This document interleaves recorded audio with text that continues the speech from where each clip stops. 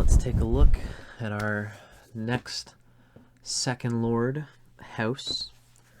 We're looking now at the second lord falling into the fifth Bhava, the fifth house. We hear the Parashara Bhava Yoga. This comes from the ancient book of Parashara, Horashastra. We have the wealth lord abiding in the offspring Bhava, the fifth house. So the lord of wealth is in the offspring children house. The one born is fully endowed with wealth.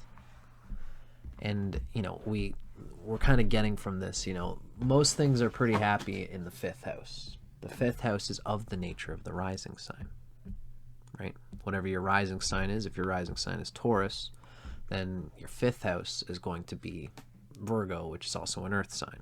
So it's a trinal house. So usually Parashara will give positive indications for the fifth house. Now, this shows us that the one born is fully endowed with wealth and in the habit of acquiring wealth. And so also are the children born of this person. The children, as well as whatever creative prospects that this person sort of creates, the creative children, whatever that means. But this does indicate second house is kind of a family, your personal close family. So this can indicate children. And you and your children tend to be in the habit of wealth. That's kind of what's indicated here. So, most things do okay in the fifth, but there can still be sore spots. What we're about to read next from The Art and Science of Vedic Astrology, Volume 2, by Ryan Kirksack and Richard Fish. This is describing a little bit more unfolding of what can be expected from the positive and negatives from the second lord in the fifth house.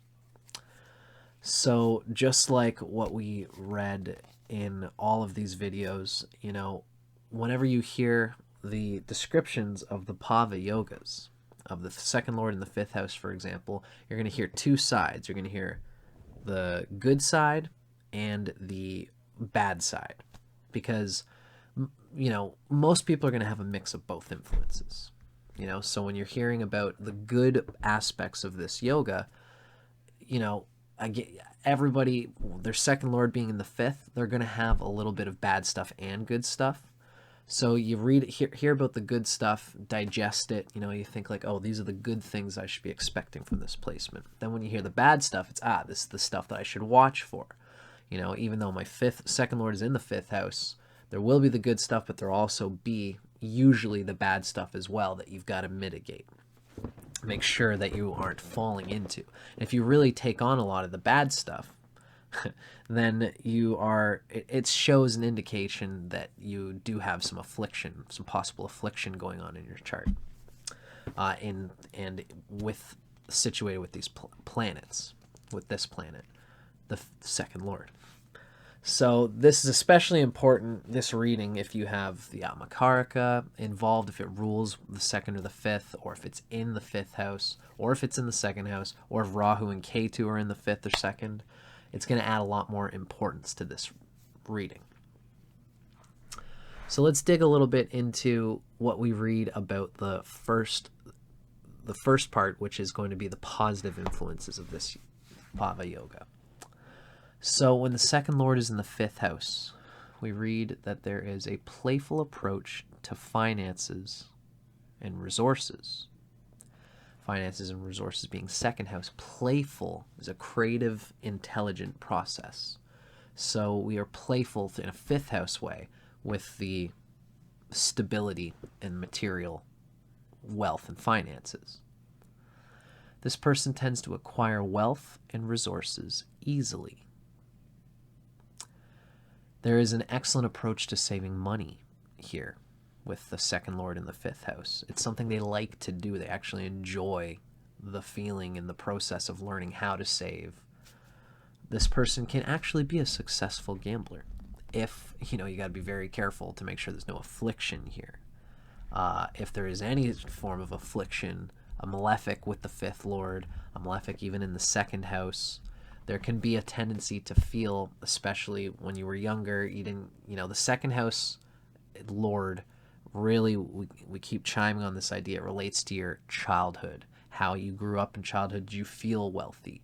And if there's any afflictions to the second or fifth lord, by aspect, malefics, by being starved by their enemies, there could be a feeling that I never got enough. And so this person can use gambling as a possible way to sort of ameliorate that. And they can be a smart gambler, but again, you got to watch for afflictions when it comes to gambling in general. I don't recommend it either way. But this is somebody, looking over top of it, is reading that this person can be successful at risk-taking opportunities, right? This person can be a successful investor, which does take a little bit of that same calculated risk in finances. This person uses their voice in a creative way. Second lord, voice, in the fifth house of creativity. There's a good capacity to advise others financially. Fifth house is an advisor, a teacher, usually. They get really into something that they're into. They earn through creative writing. They benefit from tax laws. This person can get money from the government or similar agencies.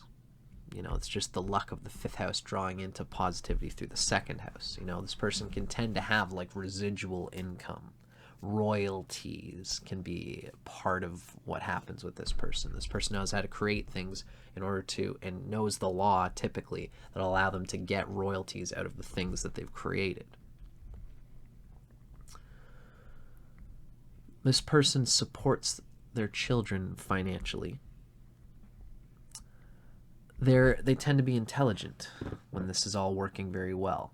There's a real second house education that they learned to be intelligent and used the education of their early childhood that their parents afforded them with gusto, absorbed it a lot. This one you got to read into if you don't have a good Jupiter. Jupiter's the karaka of the fifth house, by the way, and the second house, actually. So, Jupiter is going to play a key part in how this manifests. Even if you have a very good second lord, let's say you've got let's see, how would this work? Scorpio rising, second lord is Jupiter. It's the second house of Sagittarius. Put Jupiter in Pisces in the fifth house. I know a guy who has that. And they can be this intelligence. So that's a good Jupiter. So that's not a good example. Let's flip it around. Let's say Taurus rising. We've got Mercury. Yeah, you got Mercury as the second lord for Taurus. Gemini rules the second house. Put Mercury in the fifth house. That's Virgo. So the Mercury is doing well. It's exalted in its own sign. The second lord is doing well in the fifth house. But let's say that this is a person who has Jupiter ill-placed for some reason. It's in its debilitation. It's starved by a very strong Saturn. So Jupiter in Capricorn, starved by Saturn. Let's say it's also enshrined to that Mercury as well. And Mercury is an enemy to Jupiter. All this stuff really puts a ding on Jupiter.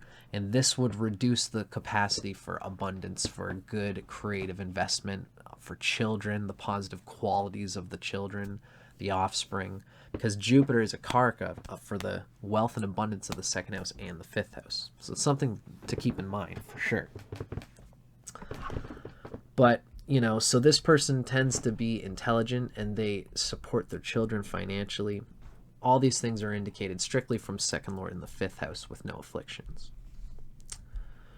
This person, the second house, again, it has to do with early education. And with the second lord in the fifth house, this can be someone who enjoys learning. When things are well placed with the second house, this is somebody knowledge is a wealth for them that they can just keep waxing on and keep gaining more of forever, because that's kind of how knowledge is. So this is a person who speaks about scriptures, mantras, and divine destiny. Very interesting. Interesting pull from the authors there. The person has a good sense of humor. They talk about interesting subjects. They promote values that benefit society, and they tend to be generous. They, are creative and splash around with the wealth that they do get, including the wealth of their knowledge. So these are basically things that we can expect from having a good, well-placed second lord in the 5th house. Now, if it's anything like mine, again, most people have it a little bit of both. But if you got a really good house with second lord in the 5th with no afflictions, you can just read the good stuff. Don't expect too much bad stuff. But most people should at least watch for the bad stuff, because it can happen and it does happen. So the negative influences of having the second lord in the 5th house. This can include spending money, second house, financial stability, financial awareness. You kind of throw it away to love affairs of the 5th house, the desires for some kind of deep experience of love. And this can be somebody who makes money and who's inspired to have lots of money in order to have lots of these lascivious love affairs. There's a clouded sense of financial discernment, very capable in this person. Remember, this is especially if we have afflictions involving the second lord in the 5th house. If the second lord falls in the 5th house and it is not well placed, you could take anything. Like, let's take... Usually the 2nd and 5th are pretty well for each other, but it depends. Here's a good one. Aries rising. Taurus is the 2nd house. Take the Venus from this chart in an Aries rising. Take the Venus and put it in Leo in the 5th house. Even though it's the 5th house, it's of the nature of Aries. It's a good placement in general for Aries. Venus does not do well in the sign of Leo in the 5th house. So if this Venus has got other afflictions going on, this is the kind of things you can expect, right? Spends money on love affairs. That's definitely one for this particular picture of the Aries with Venus in the 5th house. But this is what happens, there's a clouded sense of financial discernment. This is somebody whose 2nd house, whose childhood was not serving the creative intelligence that wants to come through the second lord in the 5th house. This person might have poor money saving skills. They waste resources trying to support their children. And they don't gamble well. They have difficulty with investments, and they can even have tax problems, and they can be financially dishonest. This person wastes resources trying to be creative. So like a lot of this stuff, not gambling well, difficulty with financial investments, this is like basic difficulty of the second lord kind of stuff. But especially with the creativity of the 5th house involved. There's a frustration with trying to use that creative joy of the 5th house to its best, but there's this starvation happening here, or whatever affliction is going on. This can be tough because while the 5th house jacks up most things, the 5th house is also a precious area that you don't want to get gummed up by affliction. So having affliction in the 5th house helps the affliction, but it damages the 5th house, this important creative spot, right? This person can waste resources trying to be creative. They squander resources on sports, entertainment, and pleasures, hobbies and creative things. They kind of squander the resources on things that are, probably fun and recreational things, but don't ultimately add as much to their lives. They gain the luck of the 5th house and enjoy it, but they don't. It doesn't really get out there. It's like meditating on camera so that a whole bunch of people can give you money, and you don't gain the meditation. All you gain is the hobby, the whatever. You don't actually gain the love through the 5th house, that the 5th house is supposed to have an inherent deep love for whatever it's doing, right? This person can be miserly, money grabby, and they can be prone to bending or breaking rules. So this is the kind of character qualities that can be expected from a person with strong afflictions to the second lord in the 5th house, right? Now, what we read here, an interesting example of this particular placement is Giacomo Cassanova. I got the birth time for this from Ernst Wilhelm, so it's hard for me to know exactly how accurate it is, but I saw it and I thought it was interesting. Because here we have, it's interesting that Pluto is opposite all this stuff happening in the 5th house. And this is a Scorpio, and here's an example where the second lord, the Sagittarius lord, is of course Jupiter. Jupiter is in Pisces in its own sign, in the 5th house. But when I was looking at the chart, I noticed there's a few things going on. Number one, Venus and Mercury are enemies of Jupiter, and Venus is exalted here in Pisces too. So Venus is really starving Jupiter. Mercury, even though it's debilitated, it's still starving Jupiter, and as well, Mars is a malefic in the 5th house. So Mars is actually shaming Jupiter, Venus, and Mercury in this chart. So all 3 of these planets are being shamed by Mars in the 5th house. And this is causing a difficulty with the feeling of being free to use the 5th house, free to use that creative intelligence. And, there's probably a lot of things in his life that got tangled up in love affairs. And the love of the 5th house, as we know, it's Giacomo Casanova. Very interesting read. I'd like to even do a bit more on this chart and just to talk about everything I see there, because it's very interesting and there's a lot.